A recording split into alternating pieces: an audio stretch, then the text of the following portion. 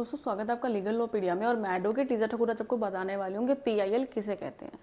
तो दोस्तों सबसे पहले हम पीआईएल को जानने से पहले ना पीआईएल से पहले भी कुछ चलता था। वो क्या था? लूकस स्टैंडी का सिद्धांत। अब लूकस स्टैंडी किसे कहते हैं, क्या होता है, चलिए आज मैं आपको बताती हूँ। जैसे लूकस स्टैंडी है दोस्तों, 1979 से पहले पीआईएल नहीं था। 1979 तक लूकस स्टैंडी का सिद्धांत ही चलता रहा था। लेकिन इसी बीच इसमें क्या था कि एक राइट टू स्टैंड का अधिकार था लोगों को। इसका मतलब है कि जो पीड़ित है, ठीक है, पीड़ित पक्ष का अधिकार ही सिर्फ याचिका दायर कर सकता है, ठीक है, या फिर पीड़ित परिवार के जो सगे संबंधी हैं वो भी पीड़ित ही माने जाएंगे, तो या फिर वो कर सकता है। मान लीजिए जैसे पीड़ित जेल में है या फिर उसकी ऐसी कंडीशन नहीं है कि वो कोई याचिका दायर कर सके, कोई केस कर सके, तो उसके जो सगे संबंधी हैं या उसके दोस्त हैं, फैमिली मेंबर है, रिलेटिव्स हैं, उसमें से कोई भी व्यक्ति याचिका दायर कर सकता है उसके लिए, उसके हित में। इसे कहते थे लूकस स्टैंडी। लेकिन इसी बीच एक केस आया जिसमें क्या था कि एक कैदी थे, 40,000 कैदी जेल में बंद थे। और वो केस क्या था? वो केस था हुसैन आरा खातून वर्सेस बिहार स्टेट 1979। ये बिहार का एक केस था और इसमें जो हुसैन आरा खातून थी वो एक प्रिजनर थी, वो एक कैदी थी, ठीक है।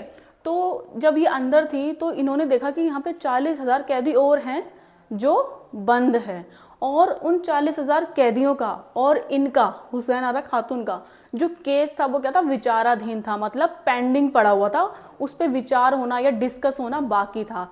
लेकिन उन केसेस पे कोई ध्यान ही नहीं दे रहा था, ठीक है। तो इनके जो केसेस थे 40,000 केसेस, वो क्या थे? पेंडिंग थे कोर्ट में, विचाराधीन के मामलों में। फिर इसमें एडवोकेट कपिला हिंगोरानी आई और उन्होंने हुसैन आरा खातून के लिए एक याचिका दायर की, ठीक है। उन्होंने ये याचिका दायर की कि, और ये कोर्ट में करी। देखो पहले तो लूकस स्टैंडी पे कौन था राइट टू स्टैंड का अधिकार? सिर्फ पीड़ित व्यक्ति को और पीड़ित के रिलेटिव्स को, फैमिली मेंबर को, ठीक है। लेकिन इस केस में एडवोकेट कपिला हिंगोरानी ने याचिका दायर करी, तो ये क्या हो गई? ये हो गई ही थर्ड पर्सन, ठीक है। और थर्ड पर्सन की तो मान्यता ही नहीं है क्योंकि लूकस स्टैंडी का सिद्धांत चल रहा है, तो ये थर्ड पर्सन हो गई। तो जब इन्होंने याचिका दायर करी और कोर्ट को कन्विंस करा, तो कोर्ट ने क्या करा? इनकी याचिका को एक्सेप्ट कर लिया और ये जजमेंट दी कि भाई अगर किसी व्यक्ति को न्याय देना है तो ये नहीं देखा जाएगा कि वो व्यक्ति याचिका दायर कर रहा है या कोई और व्यक्ति याचिका दायर कर रहा है या उसकी फैमिली में से ही याचिका दायर की जा रही है। मान लीजिए कोई व्यक्ति है वो कैपेबल नहीं है, ना ही उसकी फैमिली कैपेबल है या ना वो एजुकेटेड है, कुछ भी नहीं है उनकी फैमिली में, तो उनको न्याय दिलाने के लिए कोई भी थर्ड पर्सन याचिका दायर कर सकता है। अब ये जो उन्होंने एक्सेप्ट किया था ये चला गया लूकस स्टैंडी के विरोध में, अपोजिट में चला गया, क्योंकि इसमें तो सिर्फ एक ही इंसान आता है, पक्षकार, ठीक है। अब ये थर्ड पर्सन आ गई तो ये इनके चला गया अपोजिट में। फिर उसमें जज कौन थी? पीएल भगवती। पीएल भगवती ने ये याचिका एक्सेप्ट कर ली, इसीलिए इनको पीआईएल का जनक भी कहा जाता है। और ये याचिका एक्सेप्ट करने के बाद जब जजमेंट पास हुई तभी पीआईएल का एक नया कानून बना। लेकिन दोस्तों पीआईएल ना तो कहीं आपको संविधान में मिलेगा, ना ही आपको कहीं संसद में इसकी चर्चा होते हुए मिलेगी। पीआईएल को कौन चलाता है? न्यायपालिका, ठीक है। न्यायपालिका ये कहती है कि हमारे इस देश में ना तो हमें कानून से कुछ लेना देना है, ना ही हमें संविधान से कुछ लेना देना है, ना ही हमें संसद से लेना देना है। लेकिन अगर किसी व्यक्ति को न्याय दिलाना है तो हम इन तीनों चीज़ों को एक तरफ रख देंगे और सिर्फ उस व्यक्ति के पक्ष की बात करेंगे, ठीक है। अब वो न्याय देने के लिए कैपेबल है या नहीं है ये मैटर नहीं करता है, उसके लिए कोई और पर्सन भी खड़ा हो सकता है, ठीक है। तो इन्होंने क्या करा? पीआईएल को जन्म दिया, इसीलिए इनको पीएल भगवती को जनक भी कहा जाता है पीआईएल का। अब इसमें जो 40,000 कैदी थे, अब वो सोच रहे थे कि भाई हमारे केसों में तो कुछ सुनवाई नहीं हुई, कुछ डिस्कशन ही नहीं हुआ, कुछ विचार ही नहीं हुए, और हम 1.5 साल की सज़ा काट चुके हैं और हमने जो जुर्म करे थे उसमें सिर्फ 1 साल की सज़ा ही होनी थी। अगर अब हमारे केसों पे विचार किया जाए तो या तो हमें रिहा कर दिया जाए क्योंकि हमने 1.5 साल सजा काट ली है, मतलब जितनी सजा होनी थी उससे भी ज़्यादा काट ली, तो या तो हमें रिहा कर दिया जाए, और अगर हम मुजरिम साबित हो भी जाते हैं तो भी हम रिहा कर दिए जाएंगे क्योंकि हमने सजा तो अपनी सजा से ज़्यादा ही सजा काट ली ना, ठीक है। तो इस केस में कपिला हिंगोरानी ने खूब आर्गुमेंट्स करी, खूब दलीलें पेश करी, और अंत में क्या हुआ? पीआईएल का जन्म हुआ और 40,000 कैदियों को रिहा कर दिया गया उनके सभी केसेस पे चर्चा करके, ठीक है। अब बात करेंगे कि पीआईएल होता क्या है। पीआईएल दोस्तों तो दोस्तों PIL से हम क्या समझते हैं, जैसे PIL मतलब पब्लिक इंटरेस्ट लिटिगेशन, ठीक है। पब्लिक इंटरेस्ट लिटिगेशन अपने नाम से ही संबोधित करता है कि मैं क्या हूँ। आप इसको बहुत इजीली समझ सकते हैं, मैं आपको एक सिंपल लैंग्वेज में भी बताने की कोशिश करूँगी। जैसे PIL का मतलब है जनहितवाद, जो जनता के हित में हो। दूसरा हम समझ सकते हैं लोक कल्याण, लोक कल्याण मतलब जो लोगों के हित में हो, ठीक है। और तीसरा है जनता का अधिकार, मतलब मान लीजिए कोई ऐसी केस या फिर कुछ ऐसा हुआ हो समाज में जिससे जनता का अधिकार मारा गया हो, ठीक है। और या फिर जनता के विरोध में कुछ हो गया हो कि मतलब जिससे जनता को बहुत बड़ा नुकसान होने वाला हो, तो उस बिहाफ पर की गई याचिका को हम क्या कहते हैं, PIL कहते हैं।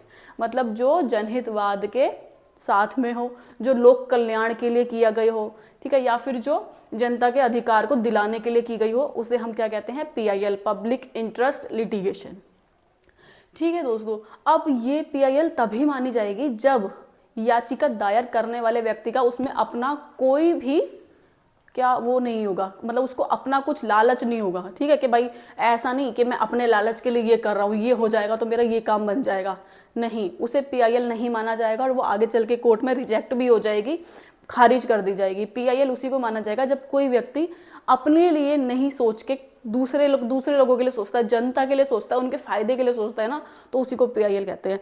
अब हम दोस्तों ये कर लेंगे कि PIL के वाद को दायर करने की क्या फीस होती है। देखो कोर्ट में ना हर मुकदमे की अलग फीस होती है। जब आप मुकदमा फाइल करने जाते हो ना तो एक कोर्ट फीस लगती है, और वो चाहे 100 रुपये की हो, 500 रुपये की हो, 1000 की, प्रॉपर्टी केसेस में इससे भी ज़्यादा की लगती है प्रॉपर्टी के हिसाब से। लेकिन अगर आप कोई भी PIL दाखिल करने जाते हैं तो PIL में पर प्रति व्यक्ति 50 रुपये लगते हैं। मतलब मान लीजिए अगर आप एक पर्सन के खिलाफ PIL कर रहे हैं तो 50 रुपये, अगर उसमें 2 व्यक्ति हैं तो 100 रुपये, 3 व्यक्ति हैं तो 150, 5 व्यक्ति हैं तो 250, ये सबसे कम फीस मानी जाती है और मुकदमों को देखकर। अब इसे दायर कौन कर सकता है, देखो दोस्तों, या तो इसे कोई संस्था दायर कर सकती है, ठीक है, या फिर इसे कोई आम आदमी भी दायर कर सकता है, ठीक है।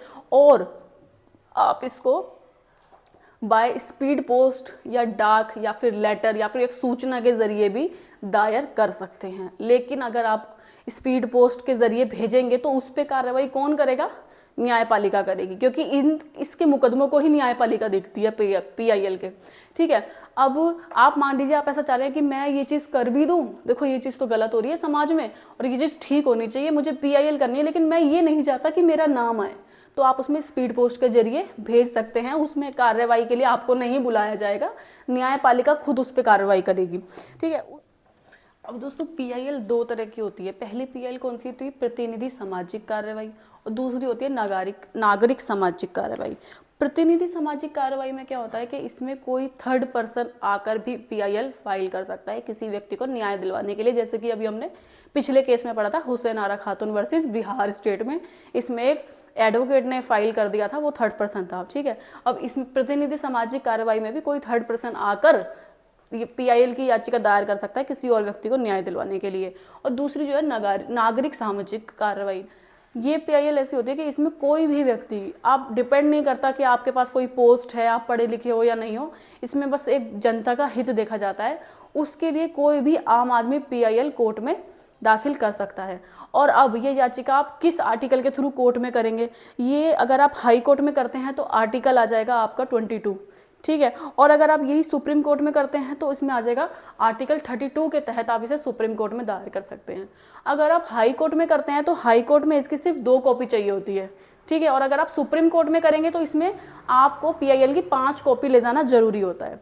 अब ये जान लेते हैं कि PIL फाइल करने के लिए आपको कौन कौन से दस्तावेजों की जरूरत होती है। तो सबसे पहले दोस्तों अपना आधार कार्ड, आपकी पासपोर्ट साइज फोटो, ठीक है, और आपके वकील का वकालतनामा आपकी फाइल में, और PIL की याचिका मतलब PIL की पिटीशन होनी चाहिए। ज़रूरी नहीं है कि आप PIL के लिए अपने वकील को खड़ा करो या वकील को हायर करो, आप खुद भी अपना केस कर सकते हो, PIL का केस फाइट कर सकते हो, ठीक है। बस आपको थोड़ी नॉलेज होनी चाहिए। तो दोस्तों आज की वीडियो में सिर्फ इतना ही, कल फिर मिलेंगे एक नए टॉपिक के साथ। जब तक लीगल वीडियो को फॉलो करें। Thank you.